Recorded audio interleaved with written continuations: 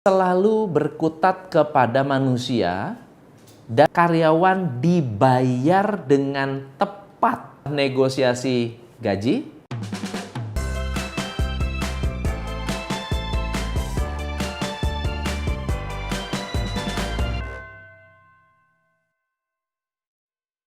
hai, saya Tom MC Ifle, founder Top Coach Indonesia. Kawan-kawan, hari ini saya ingin sharing satu job description tentang HRD. Kalau ada pertanyaan mengenai, coach, saya ini pengen punya HRD, tapi saya nggak tahu tugas HRD itu apa sih? Nah, buat teman-teman yang belum tahu, ini adalah tugas HRD. Tugas HRD yang pertama adalah melakukan rekrutmen, training, dan staff development. Jadi, peranan HRD ini selalu berkutat kepada manusia dan administratif yang mengelola pengembangan orang. Nah, karena tugas HRD adalah recruiting, training, dan developing, berarti HRD harus selalu punya schedule rekrutmen.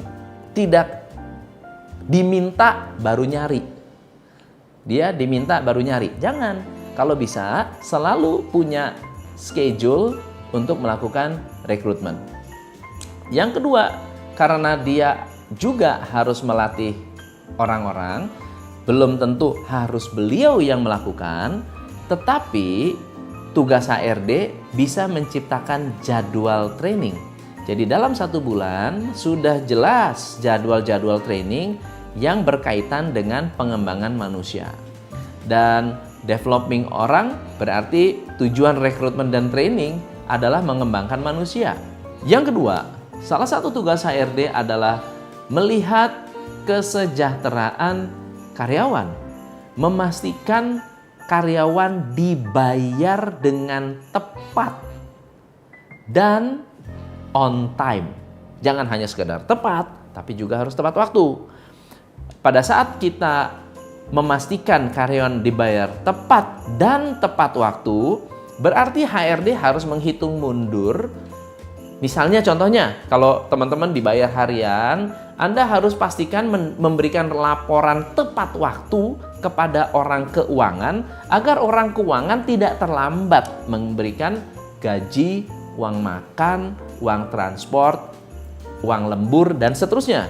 Nah, banyak di luar sana karena HRD-nya tidak tepat waktu dalam membuat laporan, HRD ini memberikan informasi yang terlambat kepada finance, finance tidak bisa bayar tepat waktu. Yang disalahkan orang finance-nya, yang disalahkan orang keuangannya, perusahaannya, padahal HRD-nya yang lelet.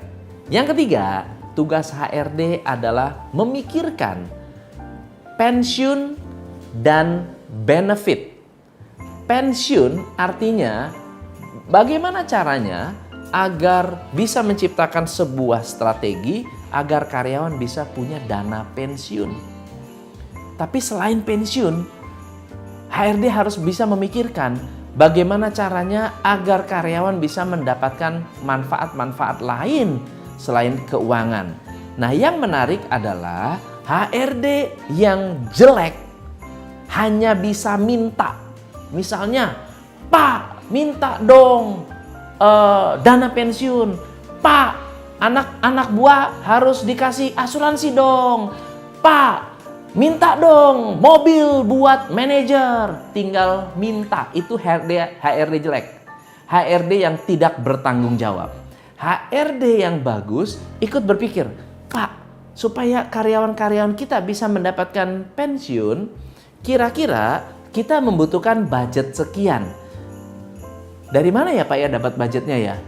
Bisa nggak kita melakukan efisiensi? Bisa nggak kita menciptakan program bersama-sama dengan karyawan untuk bisa melakukan penghematan proses? Supaya duit lebihnya Pak, kita bagikan ke karyawan untuk dijadikan dana pensiun. Itu HRD yang kreatif, itu HRD yang paling keren. Tetapi kalau tinggal minta, nggak usah HRD, siapapun bisa. Yang keempat, tugas HRD adalah meng-approve job description dan memastikan job description itu sesuai dengan tugas tanggung jawab karyawannya. Misalnya contohnya begini, Anda punya 10 orang karyawan, misalnya orang marketing. Kita harus tahu kerjaan marketing itu apa. Lalu mereka buat job description. Bolehlah karyawan-karyawan yang bersangkutan membuat job description. Tugas HRD adalah memverifikasi apakah job tersebut benar-benar dilakukan atau ngarang-ngarang. Sehingga bisa meng-ACC bahwa oh yes Pak, benar.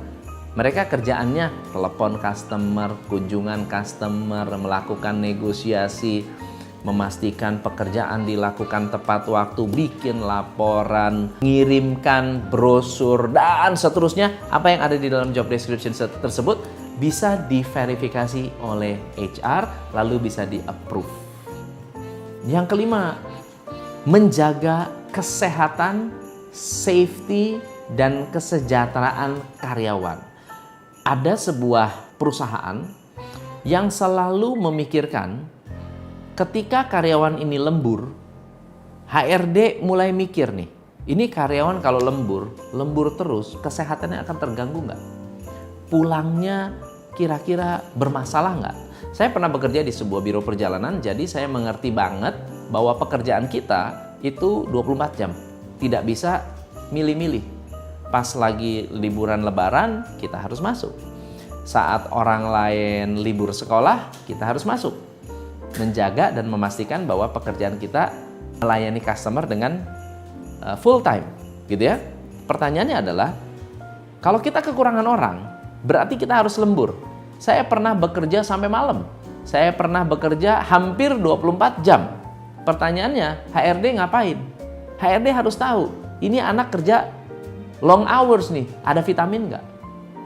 Bahkan setiap hari dulu HRD kita tuh baik banget, keren banget, menyiapkan vitamin lah, menyiapkan redoxon lah, menyiapkan susu kadang-kadang, ya untuk supir-supir itu semua disediakan, itu semua dipikirkan. Dan salah satu tugas HRD adalah memastikan welfare, ya, kesejahteraan karyawan, kesehatan dan keamanan karyawan terjamin.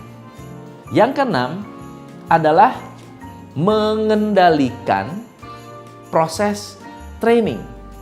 Jadi kalau tadi memang yang pertama disebutkan tugasnya adalah training, tetapi dia harus melakukan apa sih? Mengorganisir proses training. Tugas HRD juga harus mengorganisir staff training.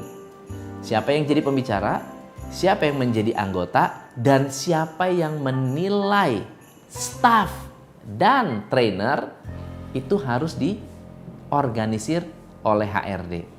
Termasuk apa? Ya coffee break-nya, ya makannya, ya venue-nya, alat tulisnya, pelengkapannya, itu harus diorganisir oleh HRD. Nomor 7 adalah mengumpulkan staff performance atau memonitor performance karyawan. Gimana caranya? Caranya adalah harus mengumpulkan key performance indicator dari setiap divisi. Jadi tugas HRD adalah mengkolek KPI. Marketing, mana KPI kamu? HRD, mana KPI kamu? Operasional, mana KPI kamu? Setelah dikumpulkan, dilaporkan ke atasan. Nah, banyak orang yang nggak suka dengan HRD karena HRD kerjanya kepo. Memang kepo, memang itu kerjaan dia. Harus disupport, harus didukung. Kalau nggak begitu, nggak bisa dinilai kamu kerja bagus atau jelek. Jadi harus disupport. Kalau minta KPI ya kasih. Ya, kalau minta data ya kasih. Gitu. Yang kedelapan, memberikan masukan kepada manajer bagaimana hukum-hukum dalam kepegawaian itu harus dikuasai oleh manajer. Hukum-hukum SOP, policy, prosedur, ini semua harus dikuasai oleh HRD, dan tugas HRD adalah mengedukasi para manajer. Yang kesembilan adalah memastikan Anda menempatkan orang di tempat yang tepat. Memastikan orang yang tepat berada pada tempat yang tepat sehingga karyawan bisa bertahan lama ketika mereka menjadi seorang pegawai.